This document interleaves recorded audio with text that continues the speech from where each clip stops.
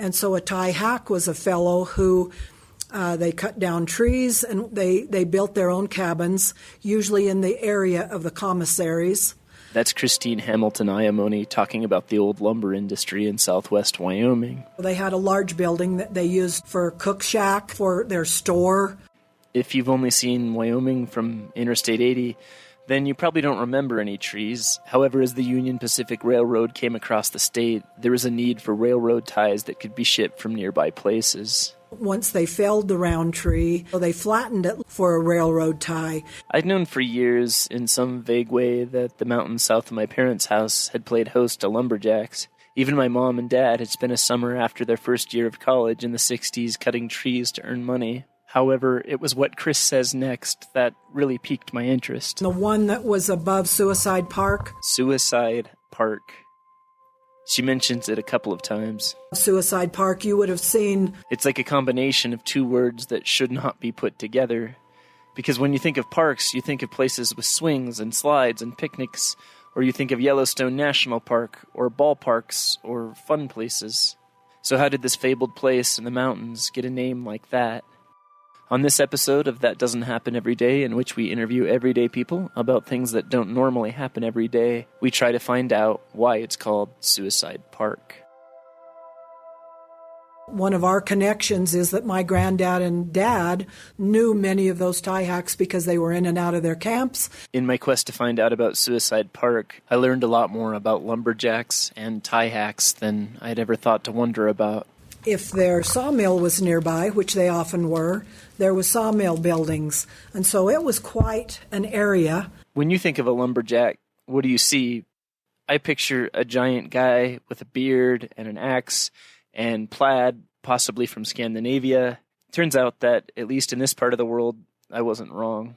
I remember my dad talking about the girth of those men around their chests was huge. They hired all these Finns and Swedes to come in. A lot of them spoke broken English. I suppose I've always wondered why so many lumberjacks came from Sweden, or at least from Scandinavia. One source I could find said that in many cases iron miners and lumberjacks were recruited from Sweden directly by different company owners in the United States. A website dedicated to logging in Sweden stated that as early as 1721, a lumberjack there had started floating logs to market, which would be a valuable skill in the roadless, distant mountains of Wyoming or any other place. I guess it's possible that there was probably already a trained and experienced supply of loggers in Sweden that the American companies wanted to attract.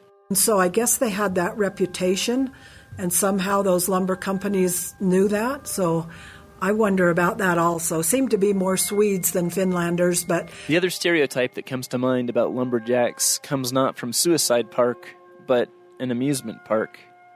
Knott's Berry Farm in California. In 1969, it opened up what everyone simply has called the log ride, in which you get in a boat made to look like a hollowed-out log and ride through a series of caves and tunnels where you see animatronic figures cutting wood before it goes on a big drop at the end with a huge splash of water. Being a ride that was made up in Orange County, California, you would think that it would have no basis in the reality of logging.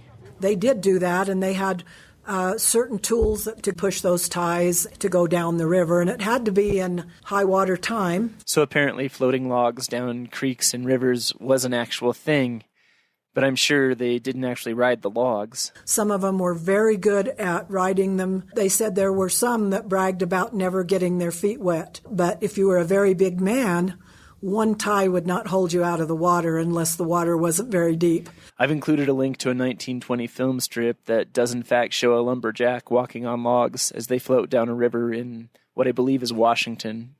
He's not riding in them like the log ride, but I guess this still counts. Of course, they all had to hunt for meat a lot, so they hunted rabbits, it sounded like, mostly, and grouse during the summer.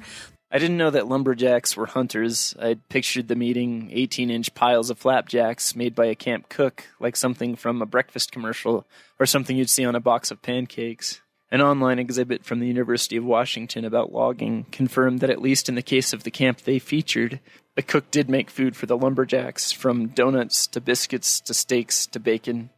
But in this case, pancakes weren't even listed. Chris pointed out that she never saw a lumberjack eating without sopping up whatever was left on his plate with some kind of bread or biscuit, and she says that pancakes were in fact on the menu at a lot of lumber camps. That same site from Washington said that loggers burned 8,000 calories in a 10-hour shift.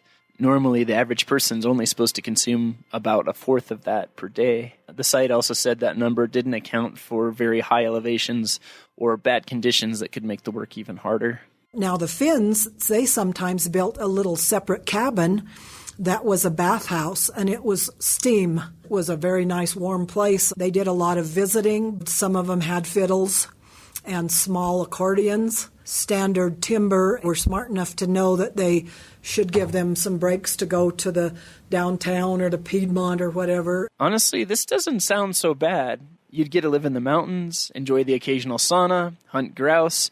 Every morning you'd get fed bacon and donuts and then burn it all off, getting shredded, swinging an axe for money. And then on occasion you'd get to ride your private log ride into town, showing up smelling like a pine forest and looking like the brawny towel man.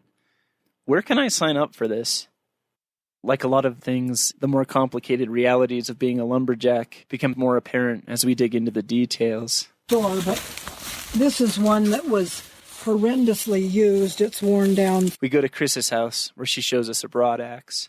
Just feel the weight of that without a handle on it. To give you a feel for the broadaxe she hands me, imagine duct taping a couple of bricks to the end of a golf club. They're so heavy, I can't imagine swinging them over your head, let alone all day long. They said they were so exhausted by the end of the day. Apparently, two-man Chris-cut saws were what actually felled the timber, but those heavy broadaxes were what turned the newly felled trees into actual ties before they could be shipped down to the railroads. Apparently, the less skilled tie hacks could cut about 30 ties a day. If they were able to do that 6 days a week for 4 weeks, they'd only take home about the 1920s equivalent of $1,800, so none of them were getting rich. So I don't know how often they were paid.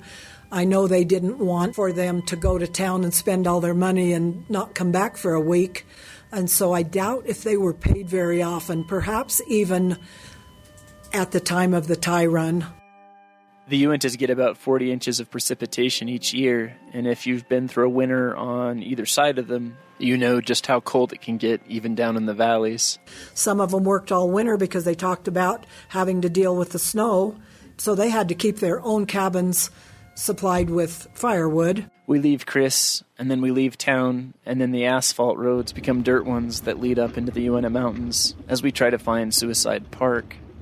I can't say how many miles the Uintas cover, but their highest peak is over 13,000 feet, and more than 400 miles of streams run through them. There's also over 1,000 lakes and ponds, so the area is big. There are also a lot of legends about the Uintas, from gold to odd encounters with odd people and odd creatures and odd lights. In 2004, 12-year-old Garrett Bardsley left his father fishing at a lake in the Uintas after he got wet, and somewhere on the 150-yard walk from where his father was to their campsite, he disappeared, and to this day, no one has found him. As we drive through the rugged terrain, I can see how easy it would be to get lost. I know nothing about ecology, but for all of this talk of decades of tie hacking and lumber cutting, the Uintas seem to still be covered in trees. Driving south to where the map says Suicide Park will be, I notice other areas also called parks, such as Browns Park, where Butch Cassidy was believed to have run off to whenever he needed an escape. In fact, there are places called parks all over the Rockies, like Ryan Park in eastern Wyoming, where POWs were sent to cut wood, or the more famous South Park in Colorado, which apparently has little in common with the cartoon, but is in fact a real place. One website from Estes Park, Colorado, said that a park can just mean an upland meadow, so maybe that explains a little more about why the name is so common. We pass by stumps of trees cut at hip level that my dad said he had seen when he had logged. Apparently this happens when someone is cutting trees in the hip-deep winter snows, and they don't go any lower when they cut the tree. When we get to the state line, simply marked Wyoming on one side and Utah on the other, we almost pass Suicide Park, or at least what people identify as Suicide Park. So, after a lot of time on a lot of bumpy roads, I've made it to Suicide Park. A very tiny group of graves, almost small enough to fit in the back of your pickup truck, is surrounded by leaning fence poles, and there's a marker there left by the Forest Service. You could blink and miss it. There's Charlie Matson, October 14th, 1930. Jack Rose, June 1st, 1928. And Ole Olsen, May 14th, 1928. And Ole Olsen's grave has a big aspen tree growing right out of the middle of it.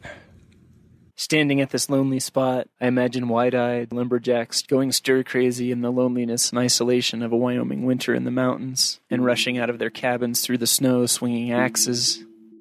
In fact, the aforementioned Estes Park is now a nice place to visit, but when Stephen King went there and stayed in the Stanley Hotel in the 1970s, the isolation and loneliness of the hotel and Estes Park gave him the inspiration for The Shining, about an alcoholic man whose own growing insanity during a long Rocky Mountain winter resulted in him chasing his family with a big croquet mallet, and in the film, with an axe. Chris reins us in a bit and tells us about what really happened at Suicide Park. Someone noticed that there hadn't been any smoke coming out of the chimney at Jack Rose's place. So they went to, his door was locked, and he was kind of paranoid about people stealing his food supply and stuff. And they looked in the window and said the windows were just covered with flies. So they were really worried. They knew what shape he was in. They broke the lock and got in and said the stench was so bad that they didn't examine him very good to see whether he'd shot himself. There was a pistol nearby, but most of those fellows slept with their gun very nearby. They suspected suicide. The next fellow, who was Charles Matson, was quite the drinker, and he'd run out of booze, and nobody would give him any. He didn't have a way to go get any, so he was really suffering. And they also took away all of his guns because they knew he wanted to end his life. He went not far south, right between the state line where the graves are. Between there and the commissary, there's a small opening. And Dad always showed us kids where the trees were, where this fellow sat down, cut his own throat with his straight edge razor. That is Suicide Park. The Forest Service maps, the newer ones, call the state line cemetery area Suicide Park. But he didn't kill himself by the cemetery. He went towards the commissary, sat under a tree, and killed himself. Eventually we leave the little cemetery and head south, where supposedly you can still see cabins, and that's supposed to be the real Suicide Park.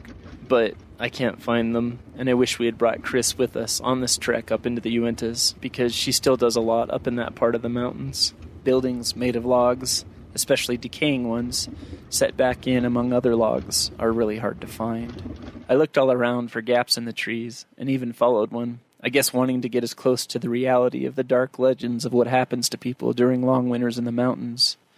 But I couldn't find anything except for some boot prints and animal tracks. It's hard to know why people choose suicide, and it's even harder to guess when it happened a long time ago, under circumstances that most of us have never been under. I wouldn't be shocked if the stresses of living up in the mountains did contribute to the depression or the problems that these guys were dealing with. However, if I could interview either of those men, I would have asked them if working outside in the mountains in the fresh air, as opposed to a factory somewhere, actually helped them fight with whatever it was they were dealing with, at least for a while, until everything became too much. Whatever their perceptions were of their experiences up in the Uintas, how the third man buried at Suicide Park felt about his occupation in the mountains is a lot more clear.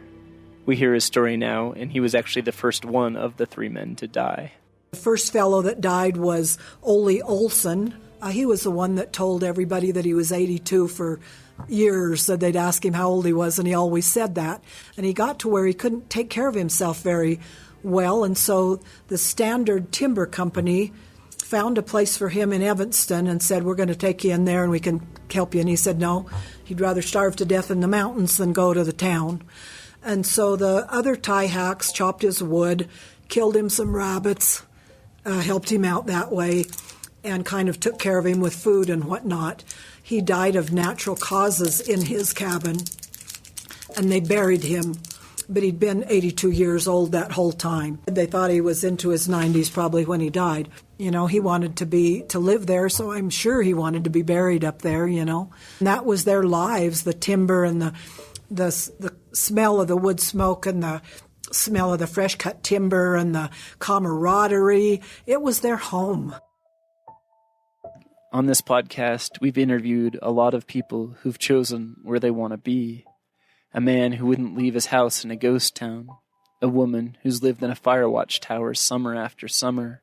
A man who lived almost all of his life in Rock Springs, except for the time he spent as a POW in Germany.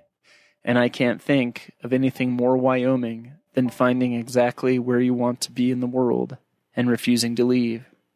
I've always said if I could just drop dead up there, I'd be one happy person, because it's just heaven there.